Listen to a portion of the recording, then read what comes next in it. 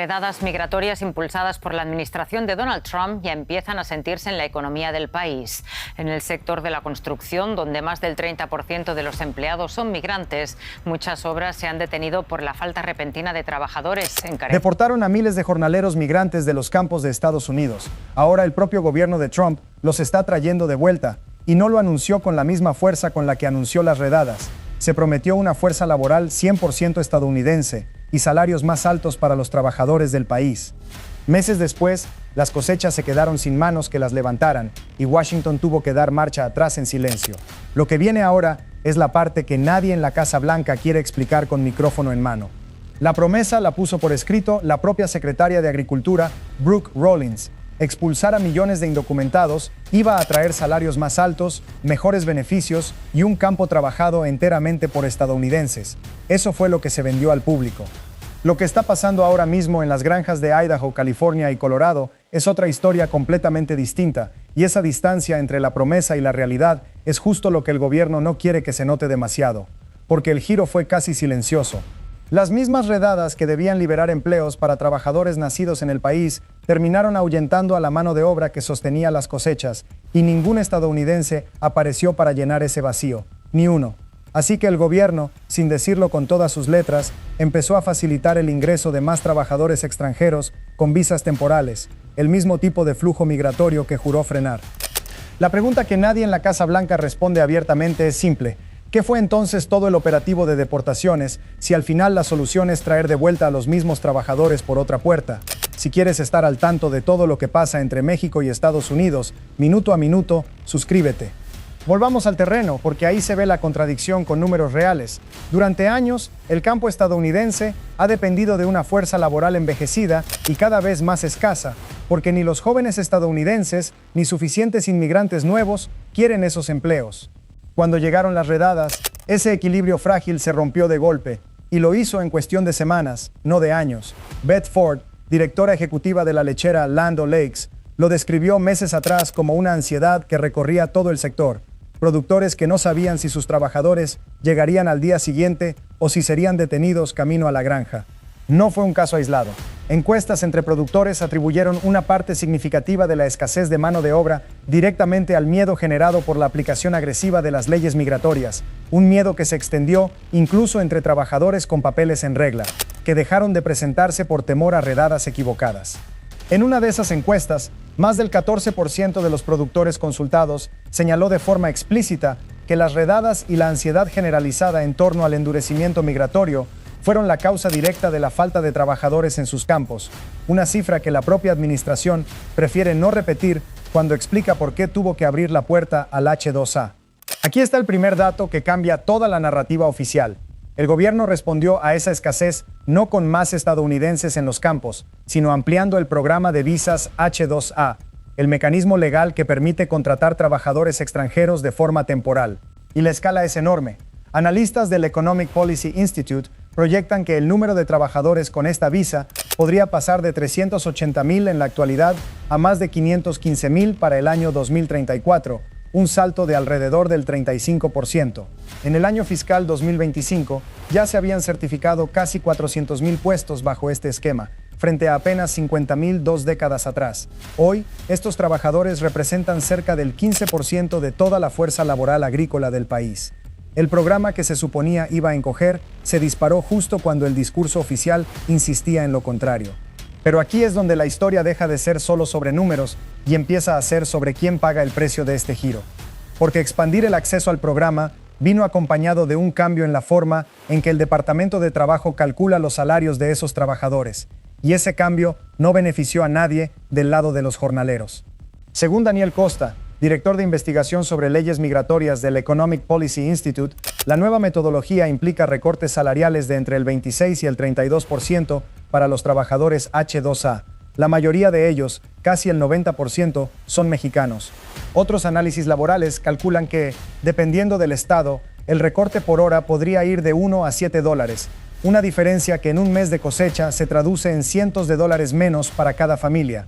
Piensa en lo que eso significa para una persona concreta, no para una cifra abstracta. Hace apenas unos meses, una docena de trabajadores con visa H-2A entraron a Estados Unidos de forma completamente legal por el puerto de San Isidro, con destino a los campos de fruta de Fallbrook, California. Al día siguiente, recibieron una citación para comparecer ante un tribunal de inmigración y, según reportes locales, terminaron detenidos por error en el proceso, pese a tener su documentación en regla. Ese es el tipo de caso que no aparece en los comunicados oficiales. Trabajadores que hicieron todo conforme a la ley y aún así quedaron atrapados en la misma maquinaria diseñada para expulsar a quienes no la tienen. Ahora, ese mismo tipo de trabajador puede ver reducido su salario en un tercio, mientras el gobierno que negoció ese recorte sigue repitiendo en público que su prioridad es proteger a los trabajadores estadounidenses.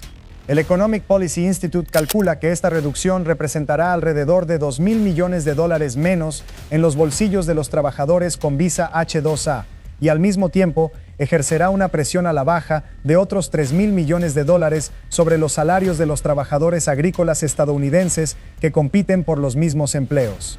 La medida que se presentó como solución para el campo termina apretando los ingresos de ambos lados a la vez, algo que ningún comunicado oficial ha explicado con esa claridad. California ilustra bien esta montaña rusa. El número de trabajadores con visa H-2A certificada en el estado se disparó año tras año hasta 2022 y en 2023 cayó un 7%, con cerca de 88,000 personas ingresando al país con destino laboral en ese mismo estado. Es decir, incluso antes de que la ampliación actual del programa entrara en vigor, California ya dependía de un flujo constante de trabajadores extranjeros para sostener su agricultura, la misma que abastece de frutas y verduras a buena parte del país. Y conviene tener presente algo que casi nunca se menciona en el debate público. Según cifras del Migration Policy Institute, publicadas en marzo de este año, más de 3/4 partes de todos los inmigrantes en Estados Unidos se encuentran en el país de forma legal, ya sea como ciudadanos naturalizados, residentes permanentes o titulares de visas temporales como la H-2A. El relato de una frontera desbordada por la ilegalidad choca, en los números, con una realidad mucho más matizada. Y aquí aparece la primera gran contradicción documentada. El sindicato que representa a miles de jornaleros presentó una demanda formal contra estas nuevas reglas. Su argumento es directo. Sostiene que la medida no solo perjudica a los trabajadores extranjeros, sino que también puede reducir los salarios de los trabajadores domésticos o incluso desplazarlos del mercado laboral. Del otro lado, hay agricultores que celebran justo lo contrario. Rick Niederbold, director ejecutivo de la Asociación de Productores Lecheros de Idaho, describió el acceso ampliado al H-2A como algo que su industria llevaba años pidiendo, aunque fue cuidadoso al aclarar que no lo considera una solución definitiva ni un arreglo permanente para un problema que, según él, seguirá creciendo. Dos versiones, dos intereses, la misma reforma, leída de maneras opuestas. Gracias por seguir con nosotros, porque lo que viene ahora es donde el conflicto se vuelve legal y se traslada a los tribunales. En Fresno, California, cientos de personas salieron a protestar frente a un edificio federal contra los recortes salariales del programa H-2A, con pancartas y banderas frente a las oficinas del gobierno, y ese caso ya está en manos de un juez federal que evalúa si la nueva metodología de cálculo de salarios puede sostenerse legalmente o si será anulada antes de entrar en vigor por completo. Mientras tanto, el propio Departamento de Trabajo reconoció en un documento regulatorio presentado en octubre las tensiones que atraviesa el sector agrícola, algo que se acerca bastante a admitir, entre líneas burocráticas, que el plan original no funcionó como se prometió al electorado. Y aquí está el detalle que pocos han conectado hasta ahora. Grupos que defienden una política migratoria más estricta, los mismos aliados ideológicos que aplaudieron las redadas masivas, ahora advierten en sentido contrario. Dicen que ampliar el acceso al H-2A va a aumentar la contratación de extranjeros y reducirá las oportunidades para los ciudadanos estadounidenses. El propio movimiento que impulsó la deportación masiva se está dividiendo frente a su propia consecuencia. Por un lado, productores que necesitan brazos para trabajar antes de que la cosecha se pierda. Por otro, sectores restriccionistas que ven en el H-2A ampliado una traición silenciosa a la promesa de campos 100% estadounidenses, la misma promesa que llevó a millones de personas a votar por este gobierno. La portavoz de la Casa Blanca, Anna Kelly, salió a responder a las críticas, asegurando que el presidente seguirá aplicando las leyes de inmigración y continuará con las deportaciones. Es un mensaje pensado para calmar a la base más dura del movimiento, pero no resuelve la contradicción de fondo. Mientras se anuncian más deportaciones hacia afuera, se facilita simultáneamente la entrada de más trabajadores extranjeros por la vía legal. Las dos políticas conviven en el mismo gobierno, casi en la misma semana, dirigidas a públicos completamente distintos que probablemente nunca comparen ambos anuncios entre sí. Y si has llegado hasta aquí, presta atención, porque este es el punto donde la historia se rompe del todo. El programa H2A no nació de la nada. Es descendiente directo del programa Bracero, aquel acuerdo entre Estados Unidos y México que trajo a 4,5 millones de trabajadores temporales para cubrir la escasez de mano de obra agrícola y ferroviaria durante la Segunda Guerra Mundial. Washington ya había resuelto este mismo problema antes, en otra época, con una lógica casi idéntica. Cuando falta gente dispuesta a trabajar el campo, se importa mano de obra extranjera bajo un régimen temporal, se le paga lo mínimo posible y se le pide que se vaya cuando termina la temporada. 80 años después, el país repite el mismo movimiento, solo que esta vez lo hace mientras públicamente insiste en lo contrario y con una velocidad de reversa que ni sus propios funcionarios anticiparon en público. Y ahí está la verdadera revelación de todo este episodio. No es solo que el plan de deportaciones masivas haya fallado en su objetivo declarado de generar una fuerza laboral totalmente estadounidense, es que el propio gobierno, al reconocerlo discretamente y corregir el rumbo con el H2A, terminó construyendo un sistema donde paga menos a los trabajadores extranjeros que trae de vuelta que lo que pagaba antes de expulsarlos. La política no cambió de dirección por convicción, cambió porque las cosechas se estaban pudriendo en el campo y los productores empezaban a cerrar sus negocios. Y el ajuste que se hizo para salvarlas salió, en buena parte, del bolsillo de los mismos trabajadores que en un inicio el gobierno quiso sacar del país a la fuerza. Y todavía queda una pregunta abierta que ni los tribunales ni la Casa Blanca han contestado. Si la nueva metodología salarial termina siendo anulada en Fresno, el gobierno se quedará sin la pieza que hizo políticamente digerible ampliar el programa frente a su propia base restriccionista y tendrá que decidir entre pagar salarios más altos a los trabajadores extranjeros o enfrentar de nuevo la escasez que intentó resolver.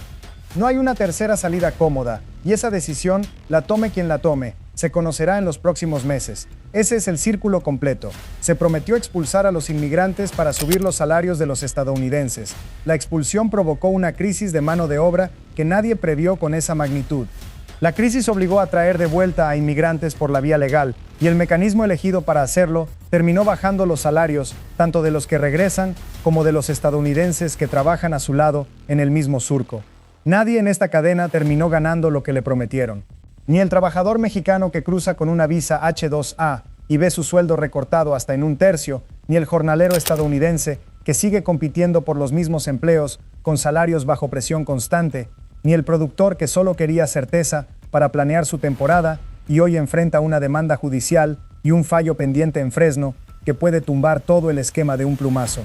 Lo único confirmado, mientras el caso avanza en los tribunales y el debate sigue dividiendo incluso a los aliados del propio gobierno, es que la frase que se repitió durante meses en cada anuncio de deportación, la de una fuerza laboral 100% estadounidense, ya no aparece con la misma insistencia en los documentos regulatorios que están reescribiendo, en silencio, las reglas del campo.